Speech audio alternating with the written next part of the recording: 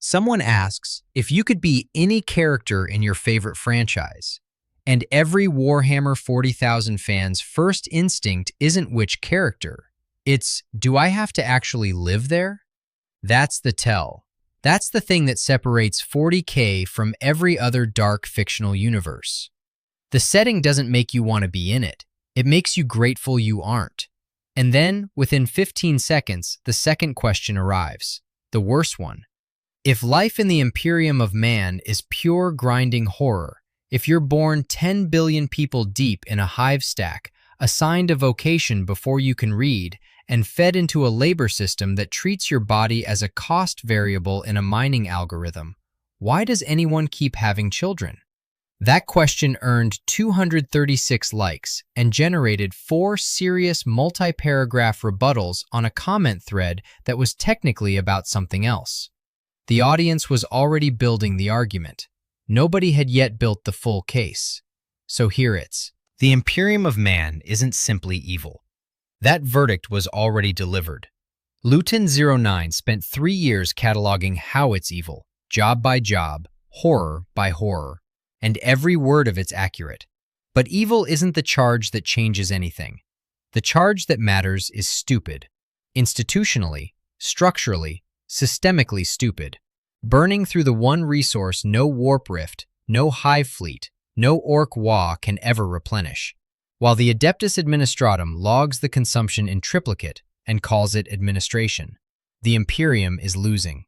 Not primarily to chaos, not primarily to the Tyranids or the Orks, or any of the external threats that get the most spectacular coverage. It's losing to itself, to a labor system so efficiently wasteful that it constitutes a slow-motion self-inflicted wound no enemy needs to deliver. And the proof of that diagnosis isn't how bad the system is. It's the fact that even the most rational being in the entire setting tried to fix it, and the system didn't just resist, it absorbed the repair attempt, corrupted the tools, and turned them into new weapons of dysfunction. The exhibits come first. The payoff comes last. The Administratum's Tithes Chamber. Notaries track human demographics across every imperial world with the same institutional rigor they apply to ore tonnage. Lying to them is a capital offense. That tells you precisely what the Imperium values: accurate population ledgers. What it does not tell you is what the Imperium does with the population once it's been logged. Here is what the Adeptus Mechanicus does with it. Skitarii Vanguard cohorts are engineered soldiers deployed into high-radiation combat environments as a designed feature of their service.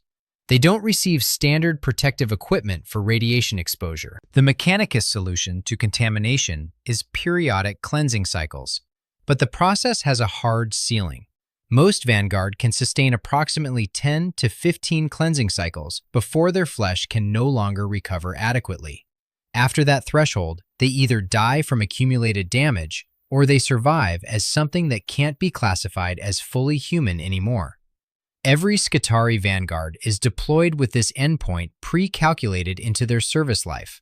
The audience response to this isn't just horror. It's a very specific frustration, the kind that comes with recognizing a structural failure rather than a moral one. It's extremely inefficient to constantly train new people when all you have to do is give them basic protective equipment. That's a friction point, not a lore complaint. The audience isn't objecting to the cruelty alone. They're objecting to the math. The math gets worse. Macro cannon batteries require large crews to handle and load their enormous shells in direct physical proximity to the breach. The crew works immediately adjacent to a magazine containing enough munitions to flatten a city, maneuvering shells that would dwarf a civilian freight vehicle. Manual loading, human proximity, structural catastrophe as a constant operational neighbor. That is the design. In the 41st millennium, with access to technologies that make faster-than-light travel a routine logistical matter, the Imperium has declined to automate the part where a person stands next to a city-killer warhead and pushes it by hand. Then there are the mining quotas. Extraction targets on any given Imperial world are set by administrators who have never been below ground themselves, calculated by algorithms that factor in equipment maintenance and replacement worker training as line items, but treat the human cost of meeting those numbers as a rounding variable, not a resource constraint. Worker life expectancy is an accepted input in the production model, not as something to extend, as something to account for and move past. These aren't isolated failures. They share a structure. The Imperium consistently selects the solution that burns humans fastest when slower options exist. And it does so not from malice. Malice would at least imply someone is extracting value from the transaction, but from institutional inertia so deep it has calcified into doctrine. The servitor system is the clearest exhibit. The Imperium's prohibition on true artificial intelligence means that any function requiring automation instead gets performed by a lobotomized human wired into cybernetic components. A servitor is a person with their higher cognition surgically removed, rebuilt as a tool. The logic of the prohibition is no thinking machines. The implementation of that logic is thinking humans converted into non-thinking ones. The lore doesn't directly compare the resource cost of producing a servitor to training a replacement baseline worker. But the fact that the Imperium built an entire secondary industry around the surgical destruction of human cognitive capacity rather than address the underlying automation gap tells you everything about where the system's priorities live. Now the prosecution lands its most damaging exhibit, the highest engagement data point in the entire relevant evidence set. The comment that earned 1,270 likes from an audience that already knows everything about how terrible the Imperium is reads like this. Worst Ork job. Kinda bummed you aren't fighting. Worst Imperium job. Literally disintegrate carrying nuclear material. 1,270 likes. Because everyone already knew it was true, and nobody had said it that cleanly, Ork society isn't a model of civilization. Orks are fungal war organisms that reproduce by releasing spores into soil. Their hierarchy is settled by physical violence. Their highest aspiration is a galaxy-wide stampede of barely directed aggression. They aren't, by any coherent definition, good. And yet, Ork society operates as a functional meritocracy. Any Ork, regardless of birth position, can climb the hierarchy through demonstrated strength and cunning. There is no fixed birth caste. The mechanism of mobility is combat, but the mobility exists. It's structurally present. Even the lowest caste, the Gretchen, carry defined, functional roles with specific titles attached to them. Mob Gretchen operate at the front line. Orderlies assist Ork pain boys. Repair Gretchen work alongside mech boys. Each designation carries an identity. Each role tells you where you stand, who you serve, and what the work is for. Compare that to the Imperial worker equivalent. Born into a vocation for life, zero recognized chance of upward mobility, serving an abstract bureaucracy so vast and impersonal that the individual worker's existence doesn't register as a meaningful unit. Not a named role in a visible hierarchy, a cost variable in a quota system managed by people who have never visited the extraction site. The physical risk is roughly comparable. A frontline Gretchen is in genuine danger. So is a hive worker operating heavy machinery under quotas calculated with no reference to human survival rates? But the Gretchen knows what they're part of. A tribe with a direction. A war with a purpose. A hierarchy where your position is visible and legible. The Imperial worker is disintegrating in service of an administrative ledger. The Imperium, which claims to be humanity's defender and greatest civilization in the galaxy, provides its lowest-tier workers with less existential purpose than a fungal alien species engineered by an ancient Xenos civilization as living weapons provides to its expendable drones. That isn't an editorial. That is a side-by-side comparison drawn from the lore itself. Now the central question, with an honest answer. The lore doesn't tell you why anyone has children. There are no canonical birth quotas in confirmed imperial doctrine. The Ministerum's official stance on reproduction and contraception isn't written down in the published lore with the same specificity applied to orbital bombardment protocols or heresy statutes. The administratum's tithes chamber notaries track human demographics with capital offense level rigor, and the lore is completely silent on how those demographics are maintained. That silence is the evidence. The Imperium describes, in meticulous and almost loving detail, exactly how it kills its citizens. The levying processes, the radiation exposure engineering, the combat deployments, the servitor conversions, all documented. How it replaces them? Nothing. The assumption is apparently that replacement happens automatically. The assumption is apparently that people just keep having children despite everything, because the alternative is the number goes down, and the administratum's ledger doesn't accommodate that. One commenter cut to the operational reality with blunt accuracy. You don't need to want children. You just need to be fertile and have no alternative.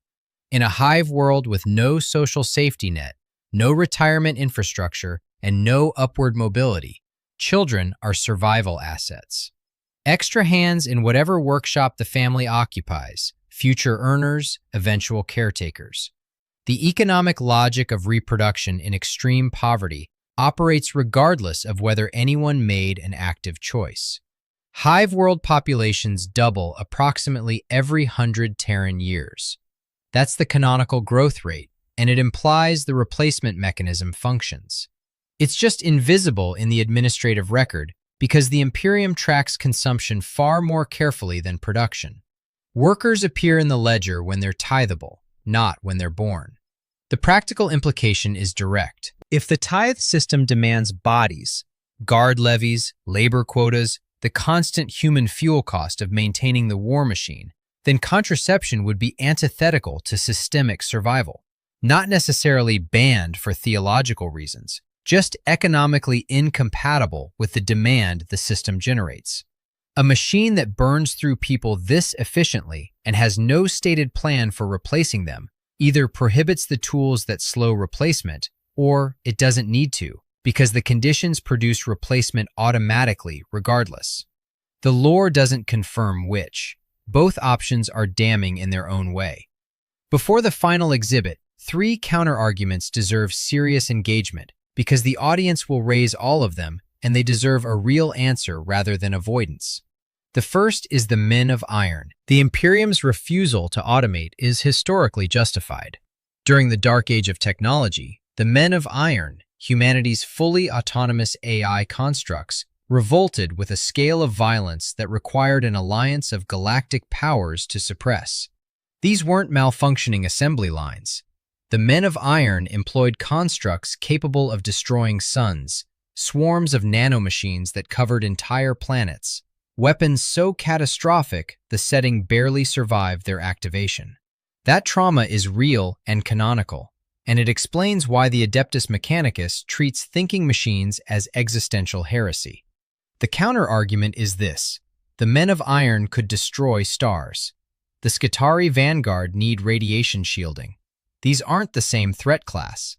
The Imperium's response to building a machine that could annihilate solar systems was to prohibit building equipment that could protect a soldier from isotope exposure. The trauma was justified. The scope of the response was a 10,000-year conflation of autonomous intelligence capable of ending civilizations with basic occupational safety infrastructure. The error isn't the ban on thinking machines. The error is treating every conceivable automation as equally apocalyptic for 10,000 consecutive years. The second counterargument is the chaos problem, that efficiency and rational optimization in the 40K universe are metaphysically dangerous, that being too streamlined or too logical creates a surface area for entities that feed on ambition and systematic thought. Inefficiency as cosmic defense mechanism, not failure mode. This is the most sophisticated counter-argument, and it deserves acknowledgement. It doesn't survive contact with the specific failures under examination. No warp entity benefits from a Skitarii Vanguard dying of radiation poisoning because no one provided shielding. No chaos god is fed by the gap between mining quota algorithms and actual human survival rates. Systemic wastefulness that kills workers before they're useful isn't a metaphysical defense strategy. It's waste with no beneficiary. The third counterargument is scale. When your empire spans 1,000,000 worlds and houses trillions of citizens, individual waste is a rounding error. One mining colony calculated down to worker replacement intervals is irrelevant when 1,000 simultaneous Tyranid incursions each consume planetary populations wholesale. The scale argument collapses under its own premises. If individual loss is irrelevant at this scale, why does the Administratum assign capital punishment for inaccurate census data? Why does Guilliman build a parallel logistics institution millions strong specifically to compensate for population resource miscounting? The Imperium itself treats the numbers as meaningful. The scale defense only holds if you don't look at the rate.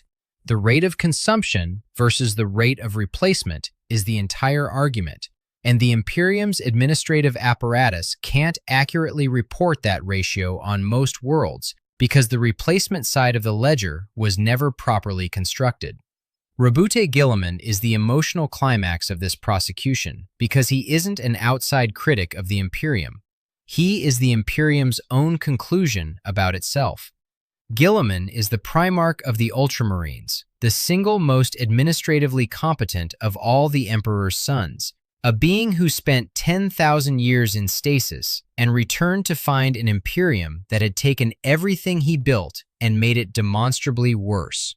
His own in-lore characterization of what he found is that the Imperium is a sickly old man, very powerful, yes, but fundamentally dysfunctional. His response was rational. He identified the Adeptus Administratum as fundamentally incapable of internal reform, not broken in a way that could be repaired from within, but broken in the specific sense that the institution's dysfunction had become its operating mode. So he didn't attempt to reform it. He built around it. The Officio Logisticarum, called Guilliman's Hand throughout the fleets of the Indomitus Crusade, was created as a parallel logistics structure millions of souls strong, with the explicit operational purpose of bypassing established imperial bureaucracy entirely. When the existing system is too calcified to fix, build a second system outside its reach. The method he used to secure the Administratum's cooperation was, reportedly, to purchase it, to essentially buy the loyalty of an institution he couldn't legally command, paying for the access and personnel cooperation he needed to make the crusade function. This reportedly established a dangerous precedent, one that would almost immediately be turned against him. If the Lord Commander of the Imperium himself could purchase institutional loyalty, so could every High Lord, Cardinal, and Inquisitor with sufficient leverage and motivation. Guilliman's pragmatism became a template for accelerated corruption. His workaround was absorbed into the dysfunction it was designed to circumvent. That is the paradox. The most rational being in the setting looked at the system and reached the only rational conclusion available. It can't be reformed from within, only routed around. He built the route. The route was absorbed. The absorption method became a new vector for the exact institutional disease he was trying to contain. This isn't the story of a good administrator failing to fix a broken system. It's the story of a functioning immune response.